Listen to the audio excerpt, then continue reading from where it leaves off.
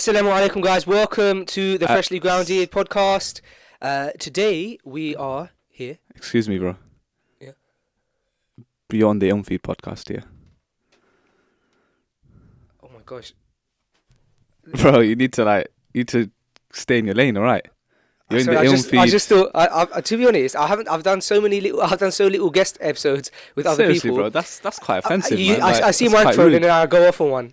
Assalamu alaikum warahmatullahi everyone. I'm your host Shabbir. Welcome to the Feed podcast, and we have Faisal Choudhry in the building. As you probably realised by now, he has this this thing that he does. He puts out weekly episodes. It's all right. It's like a radio show, but like for streaming. It's average. It's okay. Now, mashallah, it's a pleasure to welcome our brother Faisal onto the podcast. Oh, it's a pleasure How to be are you, here, bro? man. You good? Alhamdulillah, I'm very well. Thank you very much for having me, and thank you to your listeners for hopefully listening. No, thank you, bro. Thank you so much for joining us. And it must feel weird because you're so used to interviewing. You've been on other podcasts before, but how does it feel being on the other side? It feels extremely uncomfortable. Really? Yeah, when you're the host of a podcast, as you know, you're very safe. You're the one controlling it. You're asking the questions. You can kind of control where the conversation goes.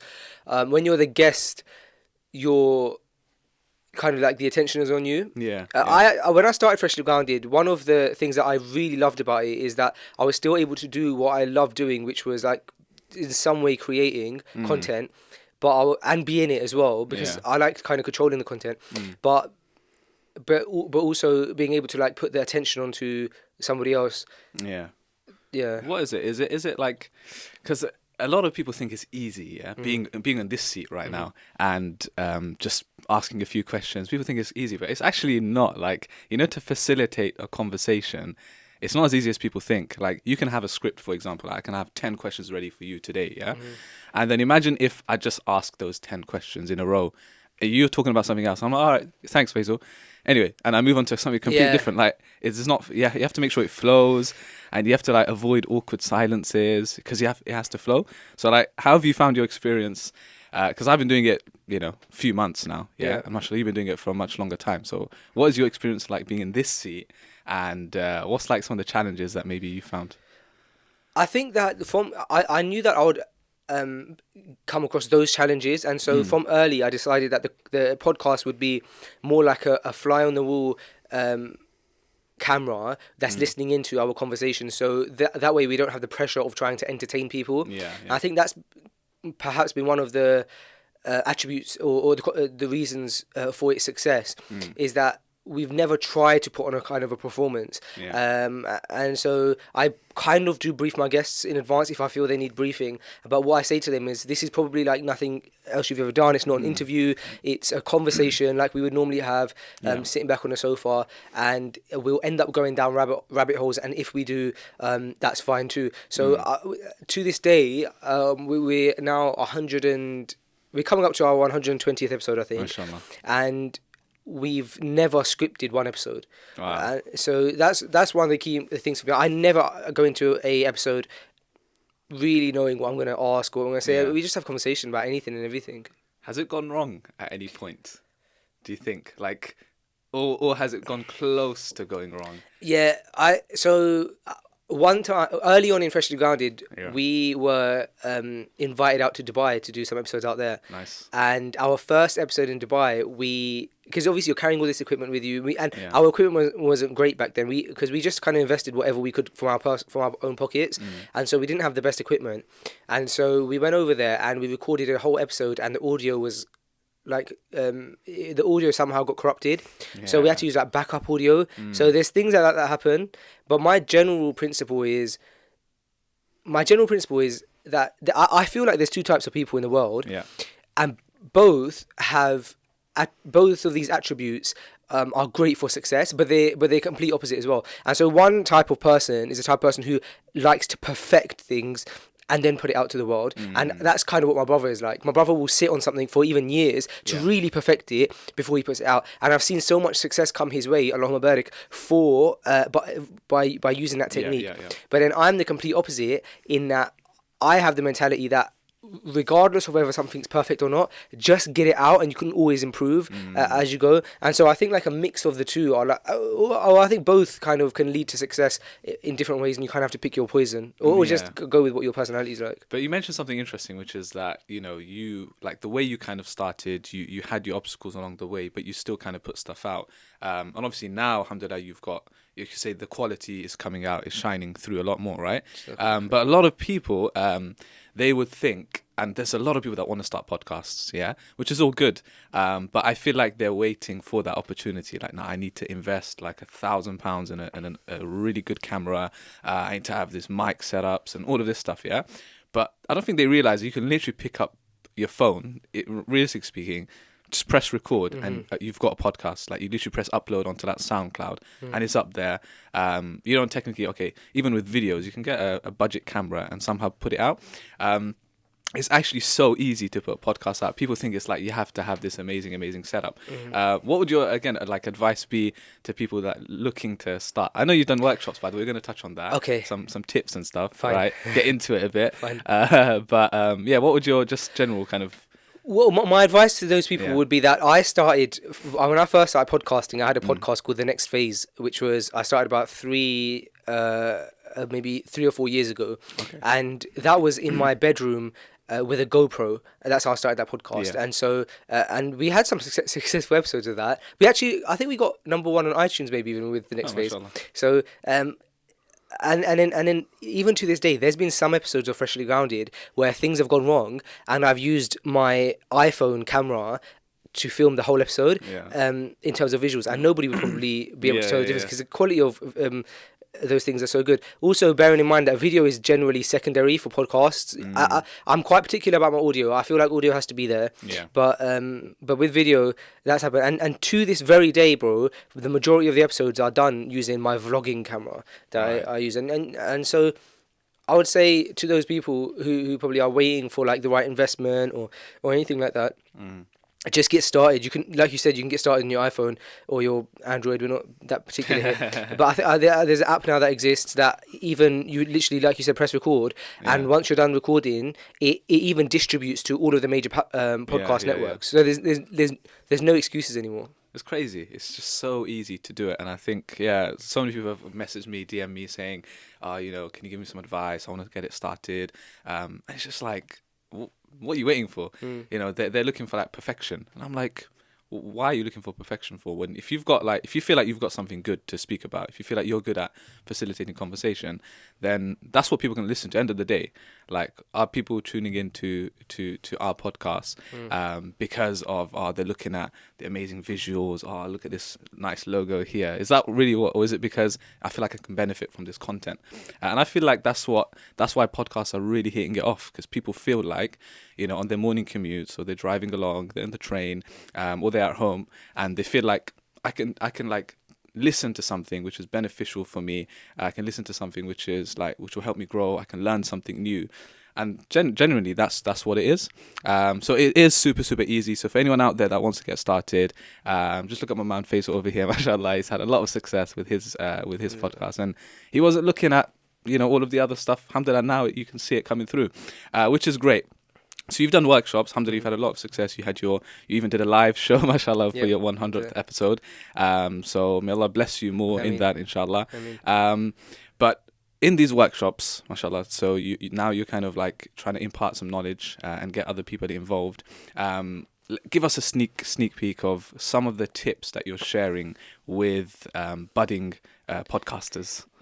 Okay, so the workshops, as a prequel, I'm glad you mentioned the event, because I kind of want to go into that as well, because I think that I've always enjoyed human interaction in person, and I have a performing arts background, and so I used to enjoy. I've always enjoyed that kind of the live in person. So I think there's an energy you can feel from like interacting with people that you don't get from a screen. And so regardless of how successful Freshly Grounded will become in the future, inshallah, I will never want to only be doing like on-screen stuff, just because I love so much the idea of vibing with people's personalities and energies. And so the workshops were more, I saw a spike in people wanting to do podcasting, and a lot of people were asking me the questions that you were mentioning. How do I do it? What equipment do I need? And so, as kind of a one-off thing, I don't know if I'm going to continue to do it in the future, but as kind of a one-off thing, I set out a few podcast workshops where I taught the attendees everything from, it was like a 1-day workshop that taught from not knowing anything all the way through to actually like producing, having your podcast out on iTunes and Spotify and being able to actually market it. So going from the equipment to the software, how to edit like quickly. And so it was like an 8-hour day. But the thing that I find fun in it is not actually like the workshop, but it's the idea, again, like I said, of being around people and putting on something where people feel so happy. And so like a key point of it for me was the presentation, of making sure we did it in a beautiful place. So we hired out like the executive box in Fulham Football Club. I don't know what the name of their football club is called again. What, the stadium? The stadium. Craven Cottage. Yeah. And you're so like, not a great football fan, are you? I'm not big on football at all. I've got many stories about that as well. And so the venue that we had was for like, it was like a classroom setting, and the wall is glass, and you got the entire stadium in front. It was just beautiful. That's the stuff I found more fun than actually teaching workshops. And so then we put on a live event, as you mentioned. And again, I always, because I have a performing arts background, I've always wanted to be like some sort of performer or entertain or like make sure people are having a good time and stuff. And when I started practicing Islam, I shut that door, and I thought that it's not going to be something that's ever going to be possible again, because I couldn't foresee a situation where I could do that and stick to my morals and guidelines that were given to me by Allah, and that was what I value the most. And then I created Freshly Grounded, and we did this live event, and I thought, okay, if I'm doing a live event, I want to do it like, I want to like chase my dreams, like be able to put on performance, like the best performance possible. And so, and we also are so strong on trying to change the industry. And I think there's a few visionaries in different industries, and we want to try and be at the forefront of that. And so we didn't want to go for like a lot of events and stuff, especially in our sector, like kind of wedding hall, kind of sticky floors and this. We wanted to ignore all of that, and so we wanted to go for a really nice venue. So for that, we ended up going for a theatre in King's Cross, and we sold it out, and we were so excited by it. And we put on, I think, like a really cool, fun production for people who wanted to just go out and be entertained. And the point of that, sorry I'm going on about it so much, but I'm so passionate, but I'm probably most passionate about this, is that I feel like we don't have something in our sector perhaps that people can go out and be entertained, have the same feeling that people get from going to the cinema or going to the theatre, but without replacing any of their morals or doing or feeling guilty after. A completely halal option, but also something that isn't necessarily like Islamic speakers, just entertainment, but halal. And so we're doing our next live event, inshallah. I wanted to go bigger and better, so now we've got the Aldwych Theatre in London's West End. So I'm like fulfilling my dreams of being able to perform in the West End in an inshallah halal way. So that event we've got next month on September 22nd, and it's going to be such a powerful event, inshallah. Such a powerful event. But it just sounds great, like what you're trying to do. And it's interesting how, there was at one point when you started practicing, you felt like, you know what, I can't really do this because it might kind of clash with my morals and values. And now all of a sudden you're seeing, because of the opportunities that are available today, and actually there's a huge gap for it. Like, people are looking for it. If it's not going to be this, then it's going to be something else, which most likely is going to lead to something which isn't in line with our teachings. So I really like this kind of stuff fascinates me.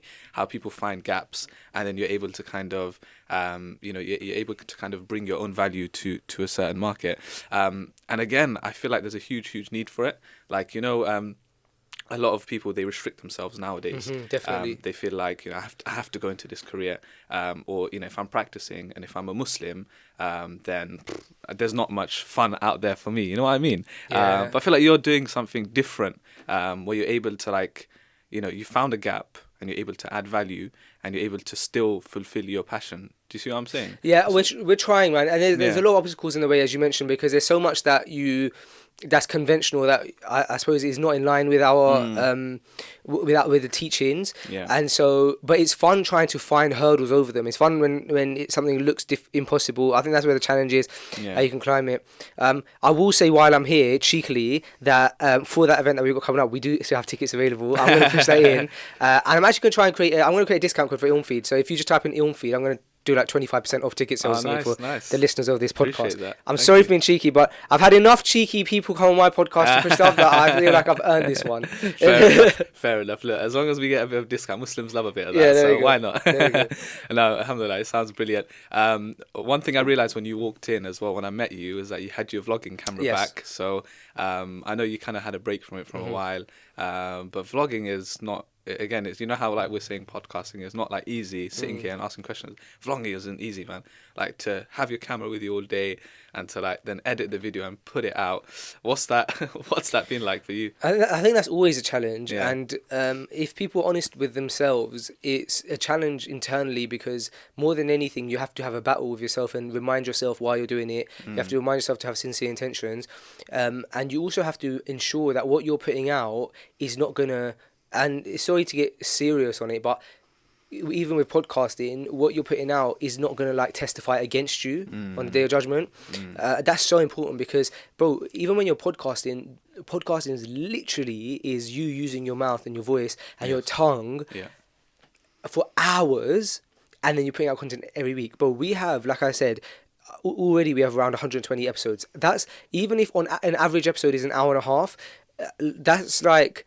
300 and something hours of me talking that's out there in the world, and that's been listened to by hundreds of thousands of people. I have to be so conscious before I do that, because I already know that I already know the seriousness of the people who will be punished because of their tongue, and the amount of people, which is vast, will be punished because of their tongue. So if I'm going into a field where I'm using my tongue as the primary source, I've got to be really, really careful. And I think that's something that we don't all consider. So me taking that break was partly because of that, partly ensuring that I was not doing it for any other reasons, other than trying to perhaps somehow add a mark in like our young Muslim generation of some sort. Not saying that I'm definitely not trying to say that I'm the go-to guy for the young Muslims or anything like that. Because we all have to realize that we all have like major holes. But one quote that I heard years ago, which I actually think was from... I heard it in an interview, but I think it like dates back to like Tupac or something. I'm not sure, but I heard it in an interview from this guy who started a clothing line, and he said that I might not be able to touch thousands of hearts or hundreds of thousands of hearts, but I might touch the one heart that goes on to touch thousands of hearts, and I think that's something that I try and live by. Wow, that's very deep, guys. The podcast just got really deep there. SubhanAllah. But with vlogging, right? Because you know, there's a pressure as a, whatever you want to call it, social media content creator. There's a pressure where you feel like, right, I've put one out, or I've put this post out, and now I have to do it again. And it's not necessarily because there's a benefit in it. It's just because like I have to do it now. You know, it's expected of me. I've got an audience now. They're waiting. So how do you like deal with that kind of pressure, so to speak? Because you know, like Masha, you've got a YouTube audience. They're expecting, let's say, for example, weekly vlogs.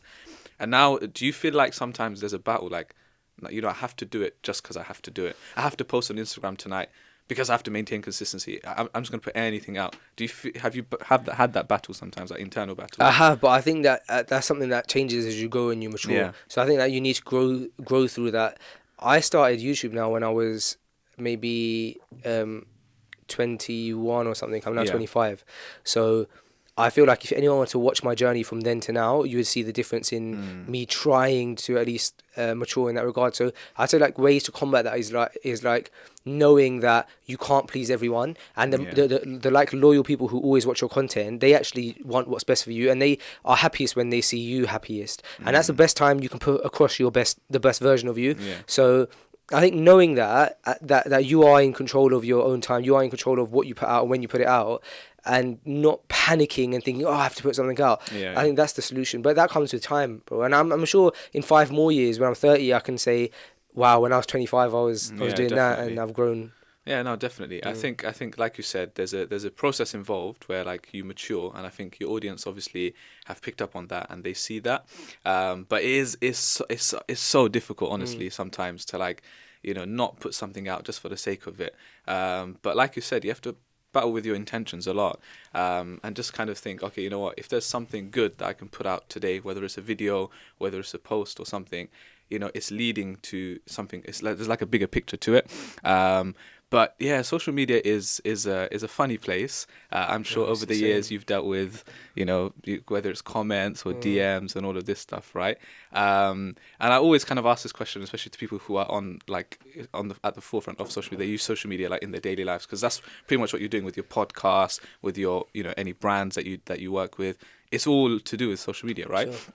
So I always pose this question, which is like, again, kind of like, what are the personal steps that you're taking to ensure that, I need to stay on top of things. I need to make sure that I'm not doing this for the wrong reasons.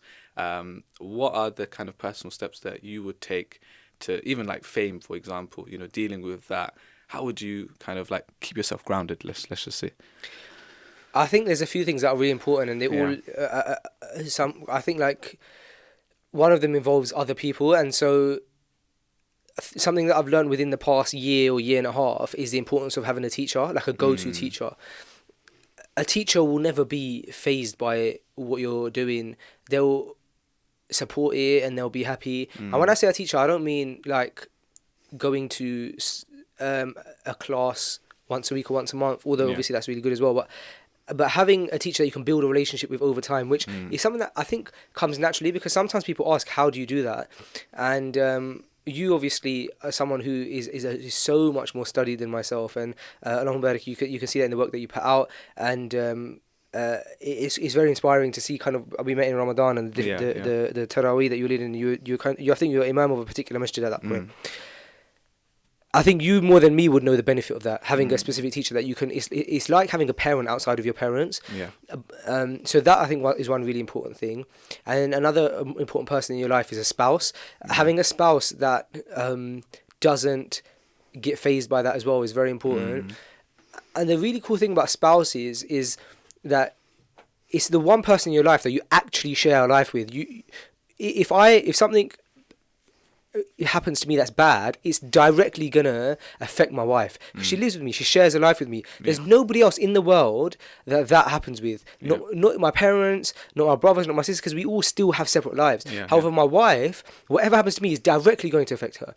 So she has an added interest in making sure that my life is good, right? And so therefore, a spouse would kind of step in and question when you're doing things that are questionable. And then lastly, I think being accountable for yourself, knowing, again, I don't have all of the answers, but I think knowing who you are when no one else is there is so important. And we live in a world where we promote so highly self-admiration and self-love, and I think self-love is so important, don't get me wrong. However, I also think that it's also important to be realistic with yourself, and to never feel like the best person in the room, to never feel like you are the one bringing the benefit to everyone else, but rather seeing everyone else can bring benefit to you. When you lower yourself to that,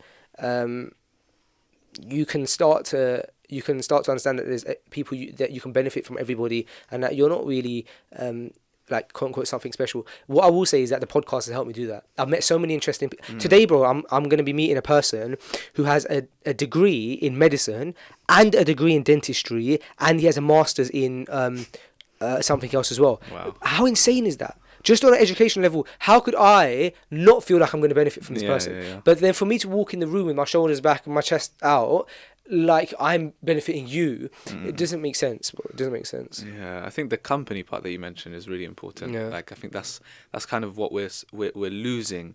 Again, it is because of social media, partially, because it's so easy to access knowledge, which is really good on one hand, but then people lose interaction with actual teachers because they think, I can go on YouTube and I can watch a lecture. I can learn the seerah. I can learn this XYZ, or I can learn even Arabic, like on an online course. But then what they've lost in the meantime is they've lost interaction with the actual teacher who, like the guy or girl you're watching on the screen, as knowledgeable as they are, they don't know who you are. Yeah. You're not interacting with them. Does that make sense? So you're benefiting from them, but what you're doing in your own life, you don't know if you're bringing it into to your personal life. So I think when you have a teacher, like you said, they know what you're doing. They know the content you're putting out, for example. They know what your interests are.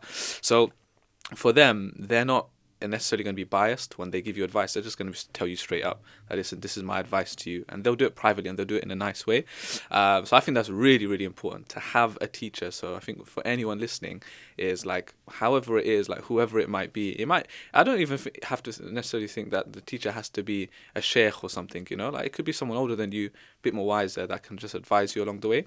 And then the second thing is when it comes to like putting out content, right? Again, you can become a different version of yourself. Have you found that? Where as soon as the camera goes on, you're like, I'm Faisal, like 2.0, yeah. But then at home I'm like, I'm this, That's another battle, I feel like. I've learned to accept that now. Yeah? Because I think that's inevitable. You do perform for camera, and I don't think there's anything wrong with it. And before I used to think there was. The reason is because I used to associate that with me being not real in one aspect and real in another, and I don't think that's true either. I think that you perform and you do, when you're on camera, you are working for the camera, not working for the camera, but you're putting out content. It's your and there's an audience. Yeah, you're communicating with the audience, but also, because would you put the camera on and then sit down at your house and just, I don't know, watch telly or read a book? You wouldn't, because it's not great for content. So I think there's certain parts of that if you have like differences in your personality, then yeah. But I would say that if I only record really when I'm in a good mood, because I don't generally record when I'm in a bad mood, because I don't think to pick up the camera when I'm in a bad mood. Yeah. But when I'm in a really good and excited mood, I'm just like in person what I would be like, hopefully anyway, on camera, which is like, if not more, because I'm only with the people, with my family and stuff, so I can be a bit more like crazy and a bit of a loser. Okay. I'm a real loser, bro. When you like, if you were to spend time in my house, if you were to be like a fly on the wall in my house, I'm just I'm so embarrassing. No, but I guess you're right in that sense. Like there is that element of performance, and especially because you come from that background, you know way more than me. Like there is that element when you have to be a certain way. I guess I'm talking more about what you touched on, like the personality side of things, which is where, you go home and you're like, you're a completely different person. You're like proper moody and stuff. And then, but once on camera, you're like, oh, hey, everyone. So you're showing like two complete different versions of yourself. Agreed. Do like if you're like really short-tempered, or you're stressful. Yeah, you're right. It's deceiving for the audience, because, they would think, wow, this guy's got such this goals for me, this person is goals, but they don't actually know like what's happening behind the scenes. So again, there's that danger. But I guess, with social media, it's just one of those things where it's a tool and it can be used in both ways, like a knife can be used in a good way and a bad way. Like social media is a tool for me. So yeah, there's people that are misusing it, but I feel like as Muslims, through these kind of things, there's definitely a lot of khair that we can bring to the ummah, for sure. So you've been to quite a few events. We've been at quite a few events together, alhamdulillah, and you've done a lot of presentations, and you've done keynote speeches and all of that fancy stuff, those terms, right? And there's been some interesting stuff that I didn't know about you that I've learned through these presentations. Yeah. Sure. So, for example, you went to university. Yeah. And the reason why I'm mainly bringing this up is because very recently, a lot of students, mashallah, have graduated after their 3-4 years of study, and they're like sharing, oh, I've got 2-1, I got this and that, which is great, alhamdulillah, may Allah bless them. And then more recently, literally in the last week, we've had students who have just passed their A-levels. So A-level results day was just last week. Yep. And, again, students, it's the opposite kind of thing. Like, I got these A's and I'm going to this university, right? And it's like, you can go back to that time. It's exciting, isn't it? Like, it is, you get your results. Obviously, it's nerve-wracking. Yep. You open it up and you got the F, and then I have to retake. Now, I'm sure you didn't do that, but you must have got really good results. Actually, you got into university, And so it's exciting, that phase, but it's also a really daunting phase as well, I guess, where you're like, oh my God, it's completely new like environment that I'm going into. Yeah. And I think for a lot of people, especially Muslims, that transition from college to university, especially if you're moving out. Did you move out, by the way? Yeah, I lived in Cardiff, so I moved out completely, yeah. Yeah. So especially if you're moving away from home, like it's very, very daunting, and you're in a complete new, like sometimes, you know, the bubble that you were in for like the first 18 years of your life, it just pops, and now you're like, oh my God, I'm in the real world. How do I deal with this? So what were your feelings when you first like went to university? Let's start with that. What was that thing like? I think for me it was opposite in that I came into a bubble. I came into a bubble when I was at uni. It was like 3 years of a bubble, yeah. Okay. And I forgot about the outside world, and I just was like concentrating on my world in uni. Okay. And when I would go back home, I would like be back at home, like it would be really weird, and then I'd go back into a bubble. My experience at university, like you said, I've spoken about extensively before, kind of different areas. One thing that I heard that I think was really powerful, and perhaps I'm jumping the gun by speaking about this, but is that someone said, when you go to university, you either... I think it was just a meme or something, but I just found it relatable. Yeah. It said when you go to university, you either become really, really religious, or you become really, really like the opposite. The other side, yeah. I thought, maybe that's true as well, because it kind of tests you, it puts you for test as a person, doesn't it? I don't know, sorry, I forgot your question, because when you talk about university, it's like, it opens up a whole... Fine. You carry on going to the flow. So out of the two, which way do you think you swayed? So I've been open with saying that I wasn't practicing as much, or I didn't take my faith as seriously when I went to university. Yeah. And then at university, that's where kind of Allah kind of really put the love for the deen into my heart. When I was away, which was really cool, and I started falling in love and with religion, and I think part of it could be to do with the fact that I was going to a masjid, or there was a masjid near my house that had like such a vast scope of Muslims with regards to ethnicity, and that opened my eyes up to, I would see like a young Cardiff boy, white guy he was in gym gear. His name's Josh. He probably listened to this as well. Who I would be like, it didn't add up in my head, because I was probably brought up in really when we go to the mosque, it would be a really Asian mosque, and so I didn't really. I'm not going to say I didn't know that other people weren't Muslim. I wasn't that ignorant, but I definitely had interacted with many people who weren't like Pakistani. Do you know what I mean? Yeah. And so you associate things with Islam that aren't with Islam, like, I don't know, the Urdu language or something. You know what I mean, bro? So what happened is I met loads of people who were from different ethnicities, different backgrounds. I was intrigued, and I somehow I like, there was this imam in that masjid, and he was just so nice. Like he'd see me in the mosque, and he obviously the community there is very small. So when he'd see me, I was new at the time, and he realized, and so he would ask me, "Oh, do you want to come up to my house and have like some breakfast, how's things?" Like, but not in a weird way, but like in a really endearing, older, like granddad kind of way, because he was he was a really old sheikh. I think these little dots and stuff kind of came together and then led me to like falling in love with the deen. That's what I ended up doing. I ended up falling in love with it. Was it like the community, the brotherhood? Is that what was more appealing to you? I think the brotherhood aspect of the deen is like still one of my favourite things about it. Just the element of when you have a friend in this religion is different to having a friend that you have when you don't take your faith seriously. And the difference is, I believe, that if I'm your friend now, bro, I'm your friend for this life, but I want good for you in the next life. And if you don't have that, you just have a friend who wants good for you in this life. And that could be dangerous, because what's good for you in this life is not always get best for you in the next life. But to know that someone's got your back for the next life is amazing, because we all slip up as people. So how nice is it for someone to turn around and say, like, bro, you know, I don't think what friends do is they say, oh, bro, you shouldn't do this, you shouldn't do that. But just generally, like, the things that they do, like, are good for, like they would always make sure they work around salah times. So it's like subliminal. It's subliminally good for your next life. Like, we will never be in a situation where we'll put ourselves somewhere where Maghrib is about to come in and we don't have a place to pray. Inshallah. Or if we do get in that situation, we all need to pray anyway. So we'll find a place together. So them situations do save you in the next life. You know, it's funny because this whole brotherhood thing, it reminds me of like a saying of the Prophet ﷺ, where he basically said, like, you know, had I taken a really close friend, and the word that he uses, the word Khalil, so you know, like Ibrahim alayhi salam, he's known as Khalilullah, he's known as like the close friend of Allah. That's the status that he had. So the Prophet basically said, like, had I taken a really close friend, I would have taken Abu Bakr as my closest friend. And then you kind of think that's strange, because it's like, oh, so you're trying to say that Abu Bakr isn't your friend then? Because everyone knows that even before prophethood, those two were like really tight. But then he goes, but forget friendship.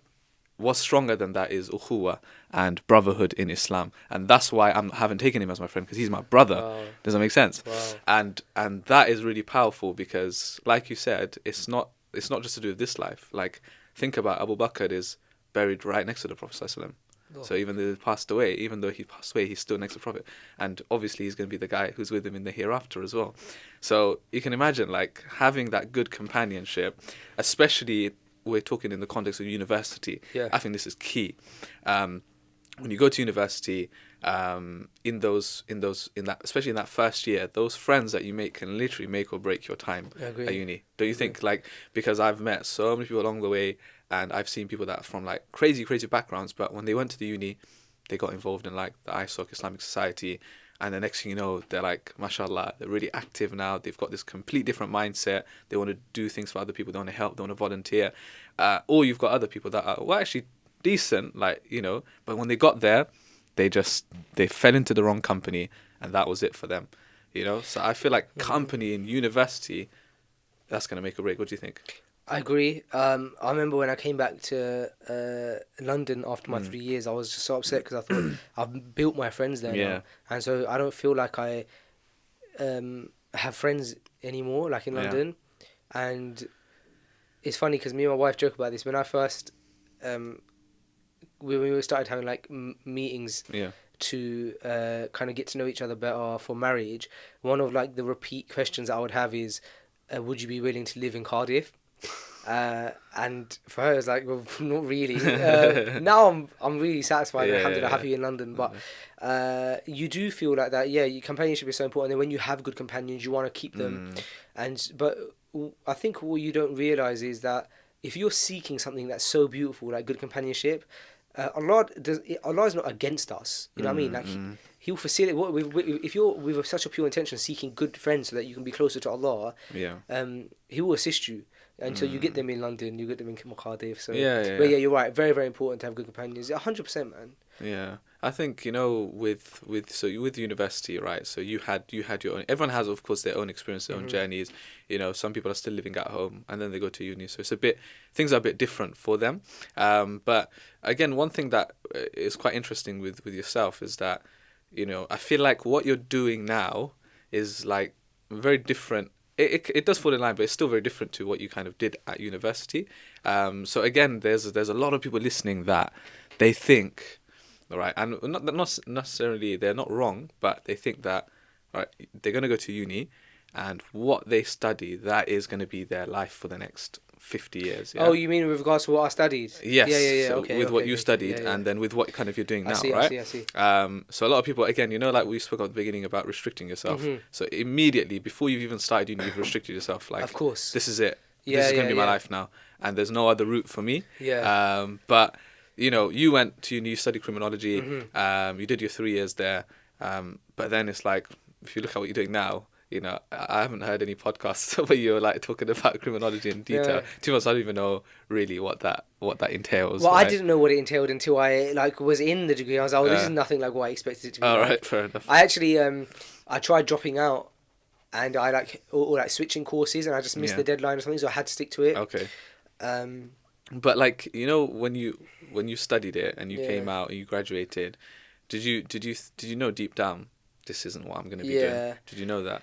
Yeah, I definitely knew. I think that my opinion on like university and the value of it is constantly changing, and I think that that's okay because as you mentioned earlier, you're evolving as a person, and as you mature, you see things from different perspectives. So the Faisal 2 years ago would have said university is a complete waste of time. I did it. Don't try it. The Faisal now would say, I can't believe I'm speaking about myself in third person. That's the first thing that the Faisal now would say. Secondly, I'd say there is a benefit in having a degree, and I see the benefits of it now a bit, like having a degree. The most things I benefited from in university was outside of the degree, so that learning independence, interpersonal skills, meeting with people. I went to a city where I didn't know anyone, so to meet people and to interact with them and to learn how to it's crazy, because when in life as a young adult do you learn how to meet someone for the first time? Not really, because yes, you do it in school, in high school, but then you're still nurtured into it because you have teachers and stuff like that. But you're living in a city. You've never met anyone. You have to now introduce yourself to the people of the city. Yeah. It's crazy. So I remember the first time I did that, I got dropped off to my halls in Cardiff, and I just remember thinking, I don't know anybody here. I started panicking. I don't know anybody here. What am I doing? Why did I move out? I should have just stayed in London. This is the first time I've literally been dropped somewhere, and that's it. So I thought to myself, it's fight or flight now. I have to either make this work or I can break down. So after I had my little breakdown, I thought, no, I have to get back up, and I went over to like the communal area where everyone from the halls are, and I remember, clear as day, but I'll never forget this. I can envision now, I walk into the halls and there's different people doing different things. People playing snooker, people watching the football. Yeah. I remember looking around and just saying, raw, and I just picked a person at random. I just saw a person. I was like, all right, cool, I'm going to go chat to him. And they were playing pool, and then it was so awkward, man. Like, I just walked up to him, I was like, oh, do you guys mind if I jump in or something? Like, it was just, but I broke the ice, man. And that guy is my friend to this day. Wow. And we ended up living together in our third year. Yeah. And that same day we ended up going shopping together because we had to get a few bits, because obviously we had just moved in, so we had to get some house stuff. So I think that one of the most amazing skills people can learn are general life skills, interpersonal skills, meeting with people, learning how to react with people, learning how to behave around different people, social psychology. But I'm going off topic now. Me studying criminology. Yeah. My only piece of advice I have for anyone who has just taken on university, who's just got their A-level results, is those first 2 weeks where you have the ability to change your course, really pay attention to your course and try and find out as much information as possible, because you don't know much information about your course before you start. You just don't. You go through, maybe you would have done one open day at that uni, and that's it. You might have the course book, but when you actually start the course, you get given what you're going to do over the next 3 years. So really pay attention, and before that 2 weeks is finished, decide if you're going to stay on this course, because that's going to shape the next 3 years. Really think about it, and if you think maybe, excuse me, man, I had a I'm going to tell you about this book that I'm reading right now, and the book made me buy a wrap just before I came in. I'll explain it to you in a second. Wow. That's why I'm getting some breathing issues. Really pay attention the first 2 weeks, and if you don't like your course, speak to your what is it called, a supervisor or tutor or something, because everyone gets assigned a tutor. Speak to that person and I've say, never been to uni, by the way, so. Oh, you haven't? I don't have a degree, but I'm doing a master's, funnily enough. Wow, that's even better. So I got in, you skip the degree and go straight to the master's.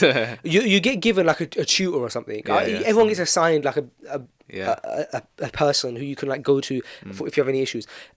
Go to that person within those 2 weeks and say, I'm not really liking my course. It was different to how I expected. I'm actually intrigued by this course. So speak to the people that you live with, speak to your friends about their courses, and if you have an interest in them, find out what their course is like, and that will be really beneficial. Just I think that's really good advice, but I'm just going back to that story you told where you just randomly picked a person. You know what I find really interesting is like the psychology behind that. Yeah. Like, because that tells you a lot about yourself. You know, like when you walk into a bus and there's no empty seat, so you have to pick the seat next to someone. And then, like, you know, what you think at that stage is really interesting. Well, bro, that's amazing that you have mentioned that, because you're my witness that we haven't spoken about this before. You just mentioned it now. But I just mentioned that I'm reading a new book, and the book is called Algorithms to Live By. Okay. And it talks about this exact thing. It's amazing. Really? So it basically talks about how computers have algorithms for everything to make decisions, right? Yeah. As humans, we can benefit from those algorithms. So decisions like when you're interviewing someone for a role, for a job opportunity, when do you know which applicant is to stop at, like if they're good enough, or if you might see someone better, or how do you know, let's say you're driving down a busy road, you found a parking space, but it's not that close to where you need to go. How do you know which decision to make. Should I take this parking spot or should I risk going for another? So this book talks all about these different algorithms and puts maths to it. Okay. So it talks about like the percentage chances of like and people have done studies on human behavior and computer algorithms to determine statistically what's the best decision to make. Things like when you get on a bus, what seat should I sit on? And that's what led me to getting that rap. Wow. Okay. This is crazy, bro. Yeah. I'm still reading it, so I don't know how good it is, but it's a book by a guy called Brian Christian, I think. Okay. Algorithms to Live By. Okay, very interesting. Quite early that's quite an interesting link that was just suddenly made there. Yeah. But yeah, I don't know why that thought came to my head, but I just think like it's because it's happened. It's just, especially if you live in London, you have to do it all the time. You jump on a train, you jump on a bus, or even the parking spot thing. That's a good example where you have to now decide, like in those 2-3 seconds that you have, this is the guy or this is whoever it is that I need to go sit next to right now. And it just tells you, I feel like it tells you a lot about yourself. Anyway, that's another whole issue. Maybe we can do another podcast on this book review once you finish reading it, But yeah, so your advice on university, that's great.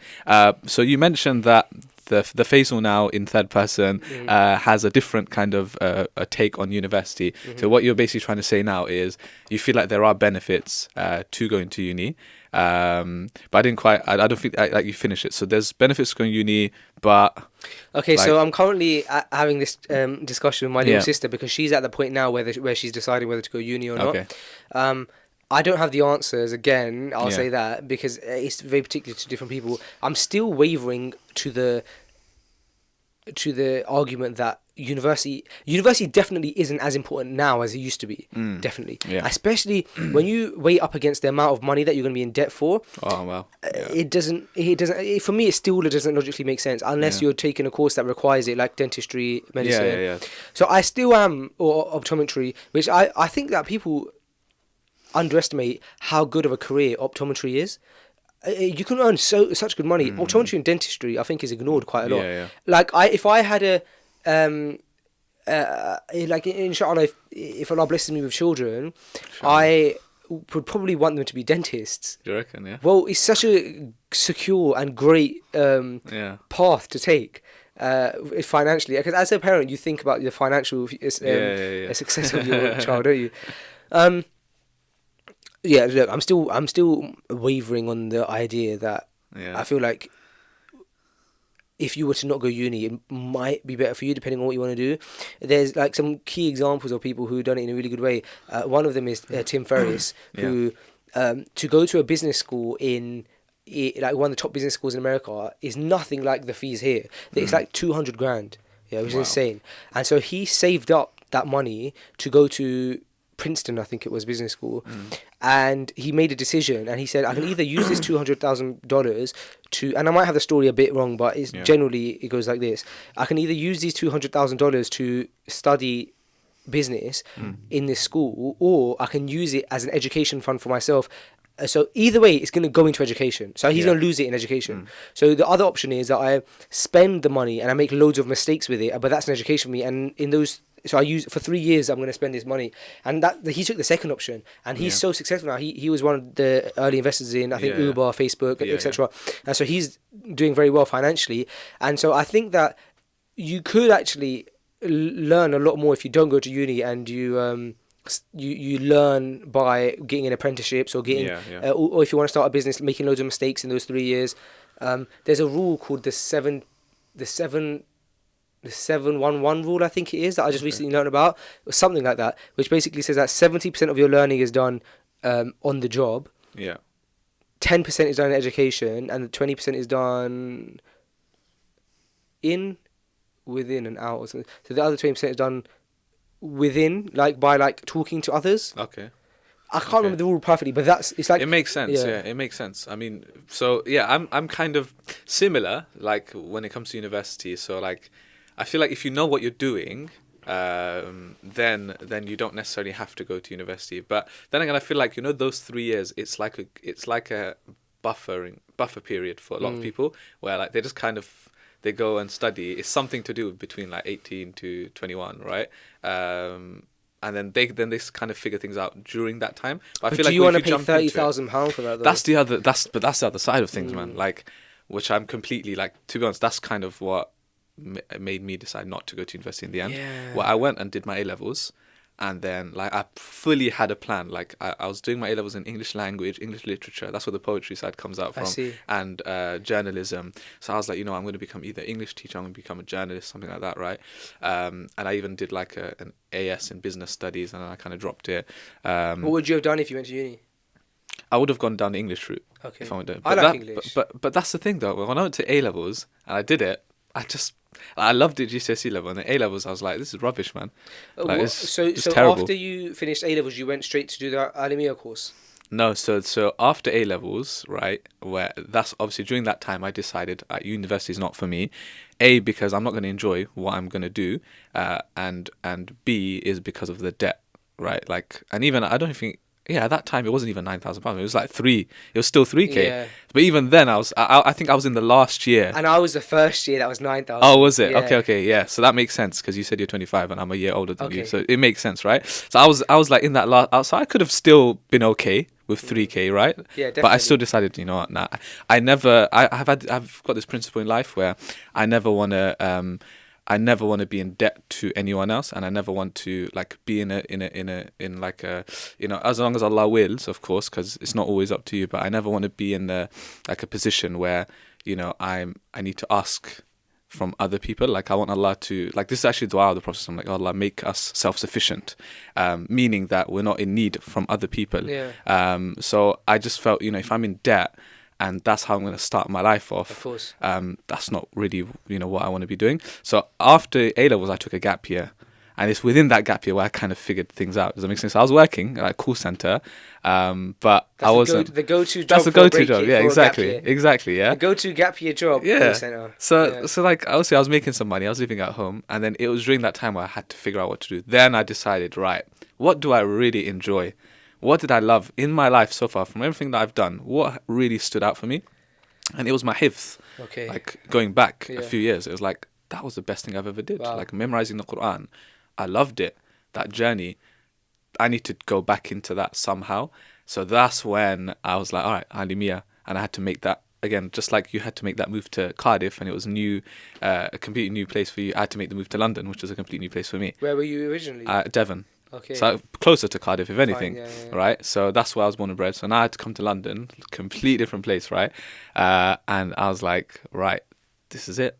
And I just got, and alhamdulillah, I never looked back after that. Like, Alimiya, and then, like I said, because of that Alimiya, then I managed to get into a master's as well, so without ever having done a degree. It's just that they recognized it, kind of thing. So I am experiencing uni life now, but at a much later stage.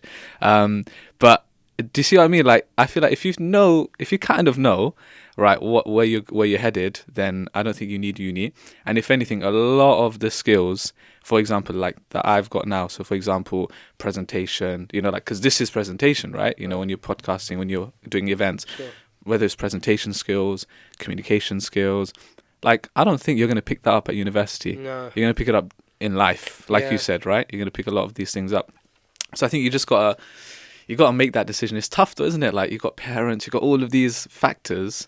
Yeah, I think how can you make that decision? I think the other parents is a different. Yeah. Alhamdulillah, I was blessed with parents who they're kind of the asl of what they say in like all aspects of their children's lives is do what you love and we'll support you. And I think Allah blessed me with parents that would say that, because that's allowed us to get married to who we wanted to get married to. That's allowed us to study what we wanted to study, do jobs that we wanted to do.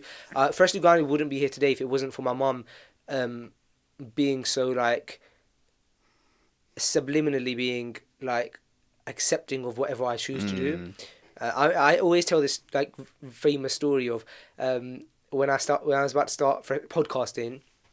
This was like a story of like 3-4 years ago. I was working in retail and I couldn't afford the equipment to start podcasting, because back then they didn't have the not freshly grounded. Podcasting wasn't as popular as it is now. And so they didn't have stuff like that app where you can record podcasts. So you did kind of have to get fairly like a piece of equipment.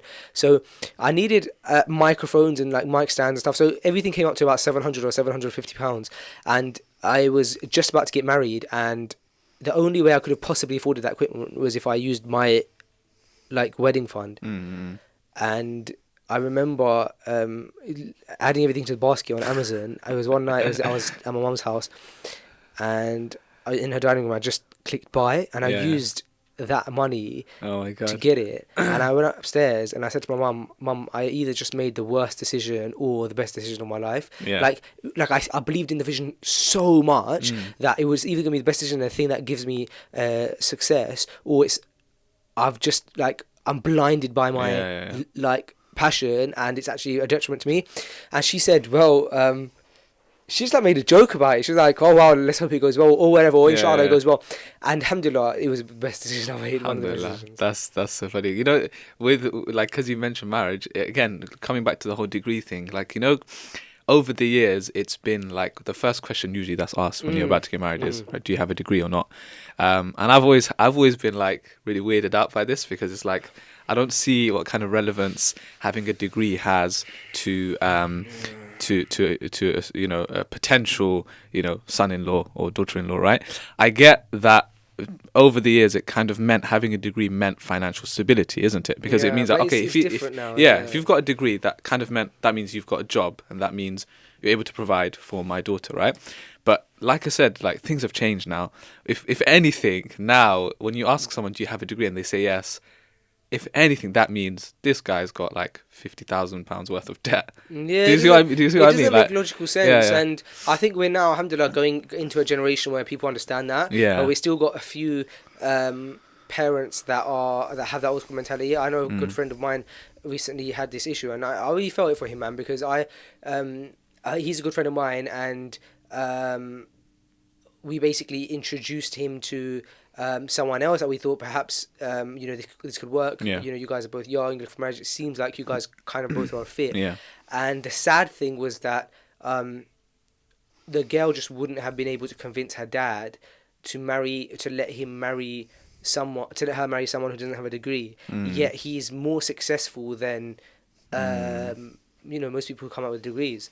Which is sad, because you have to watch that go, and you have to just accept it, because that's what it would be like, and it's not ideal. But you can understand where parents come from, because as a parent, if I was a parent, or inshallah, like, putting myself in those shoes, I imagine that I would want to know about the backup plan or the stability of that person. So you can sympathize with them a bit. It's true.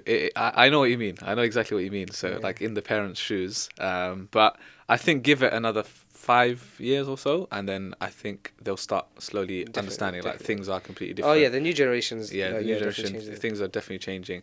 Like, for example, when you were at university, you like, one thing that you did was you started like a small kind of side hustle with clothing, and which eventually led to the birth of Izaha, right? Yes. Which is, you know, for those of you who don't know, it's like, basically, I feel like, anyway, you know, I feel like it was one of the first clothing lines with the Arabic slogans. Is that a hat, by the way, that you're wearing right now? Yes. Oh, okay, fair enough. Okay, cool. So I had to touch it. It's, you know what, one of the biggest pet peeves for me is, because I've studied Arabic, I've seen so many clothing lines that make really bad errors. Well, you know what, I didn't know how to read Arabic at the point when I started it. Okay. Because as I mentioned, I just, you know, fell in love with the deen later on in life, and I had never we didn't go to madrasa and stuff, so I was learning Arabic like a baby. So I only learned how to read Arabic at 23 or something. And I'm also very passionate about people who, like, I think it was very embarrassing that I couldn't read Arabic. I couldn't even read halal, like, on the shop. I just knew what the logo looked like. But bro, do you know that there's so many people in that position. There's so many people. There might be people listening right now who are in that position, maybe even older than their 20s, and I can relate to them, because it's extremely embarrassing when you go to things like. Rarely you might go somewhere where people are reading Arabic or something, and you try and hide it, or you try and like make an excuse or something. Oh, my Arabic's not great, and you try and get out of it. And I can relate to those people, because I was in that position, and so I'm so passionate about people learning Arabic now. When we're just making a start, because it's never too late, and Allah really has made the language easy for us to learn. 100%. I started at Alif Bata, bro. I was reading the Qaida, the same book that like people. My nephew, who's 5 years old, he's starting on the book that I started when I was in my 20s. So.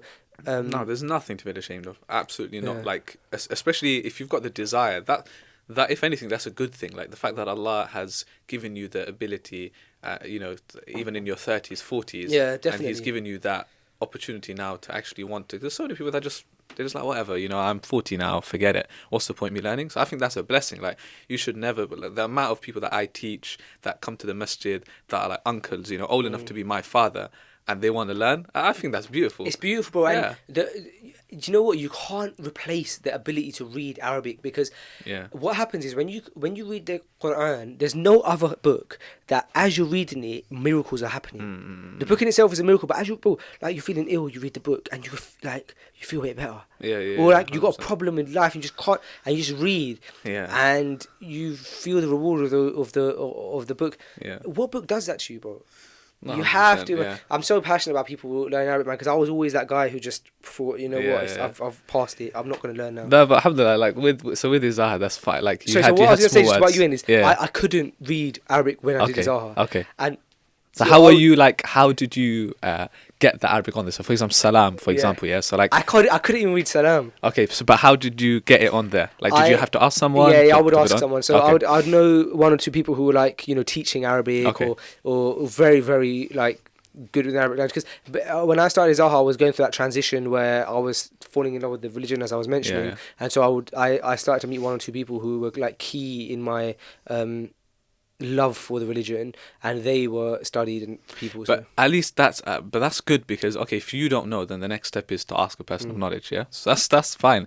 But what I'm saying, my pet peeve is where I've seen a lot of other clothing lines where they're just like making like huge errors, really? And fair enough, you don't know. And I've actually like privately I've messaged some just saying, son, brother, like I really respect your hustle, but if you don't know, just ask me, how do I spell this name? And I'll tell you happily. But why are you just Google translating it and making it up? So for example, like Faisal, So everyone pronounces it with a Z, like Faisal, Faisal. But no one really says Faisal. So I could easily put on I can make a custom hat for you, and then I've seen it so many times like fa, ya, za, lam. That's a huge mistake, because it's fa, ya, sad, Faisal. So it's stuff like that. It really, really annoyed me. And again, it comes back to like, especially as a Muslim, if you're doing something, then you gotta do it with a good level of excellence. Like you have to aim for excellence. Excellence is so important, man. In everything, and that's. You see excellence in so many different fields, and it's nice to see that the Muslims and this generation is trying to achieve excellence now in the things that they do, which is another reason why it was so important for us with these events that we put on at Freshly Grounded to go for such big venues that are so hard to get, bro. If I could explain to you, so we announced this event that we're doing next month. We announced it like a week ago, right, or 2 weeks ago even. But we've been working on it for 3 or 4 months. And the reason is, bro, do you know how hard it was as a young Muslim who has no tech team, no marketing team, no business team, to go in and convince people to let you take over a theatre in London's West End? It was so difficult, bro. And so many phone calls and so many emails and so many no's. If I told you the list of no's that I had in the last 3 months, people who weren't willing to take a punt on us to like make this work. You'd be shocked. But someone did, and we managed to get through the door, and once we saw a little opening, we just pushed through it. But the reason it's so important for us to have got that venue, rather than just there's so many venues you can just go to and you just pay the money and then you're done. But it was very important for us to go through this kind of stuff, and our event is actually called Operation Excellence, because the whole point of the event is people who have reached excellence in different fields to teach excellence, and only an excellence or excellent theatre or venue would be right for it. So I agree with you. I think it's so important to try and achieve the best of what you're doing And with full passion. And again, coming back to the whole uni discussion, whether that's in your studies or whether that's in your careers, like, again, I want to clarify, like, we've spoken about university, and there's no way that we're sitting here telling people not to go to uni or whatever. Like, ultimately, it's your decision, what you feel is best, what you're interested in. But yeah, whether it is academia or studies, or whether it's your career, 9-to-5 job, whether it's your business, you're a budding entrepreneur, like, excellence is key in any of those areas. And I feel like we need Muslims. We don't just need Muslims all to become imams and scholars and huffaz. We need Muslims in every field to excel in every single field. And I think that's the message. Like, if you're going to university, fine, like, alhamdulillah, good for you. But we're just trying to advise you as brothers that there's other things out there in case you're not feeling, if you're feeling pressure from family or even society, pressure from social media, like, you think that you have to go uni in order to achieve something, you have to get those grades. That's not going to define you. I think that's basically what we're trying to say. And the reason why I brought your Izaha and the business side of things into it is because you started that while you were at uni, and alhamdulillah, that opened up doors later. So again, I feel like a good piece of advice for people is that while you're at uni, focus on your studies, but I think it's important to do other things as well. So like networking, for example, even a part-time job, for example, or side hustle, for example, because you never know what that might lead to after your studies. Yeah, and you do get a lot of free time at uni. Yeah, you do. Yeah. To be honest, university is different. You can much free time. Yeah, alhamdulillah. Well, it's been a pleasure, man, and I feel like there's so much I wanted to discuss with you, a lot more. But alhamdulillah, I feel like we've discussed a lot of different areas, and inshallah, there's a lot of value for everyone listening. But Faisal, honestly, it's been amazing, and we really admire your work, of course. Thank you so much. Whether it's through your podcast and all the other events, wish you all the best, inshallah. And Allah bless you. Jazakallah khair for having me, and again, Jazakallah khair to your listeners for listening to the episode. And I thought you were going to say for listening to the freshly. I do feel very grateful that you guys let me come on, and grateful to your listeners for giving me this opportunity. So yeah, it means a lot, man. Thank you so much. Barakallah feek, man. Allah bless you all, and thank you so much to all of our listeners and viewers for tuning in. I hope you enjoyed this episode with our brother Faisal, inshallah. Do check his work out, check out his events that are coming up as well, and don't forget to subscribe to our YouTube channel and on iTunes, and we hope to see you again very, very soon. Take care. Wassalamu alaikum wa rahmatullahi wa barakatuh.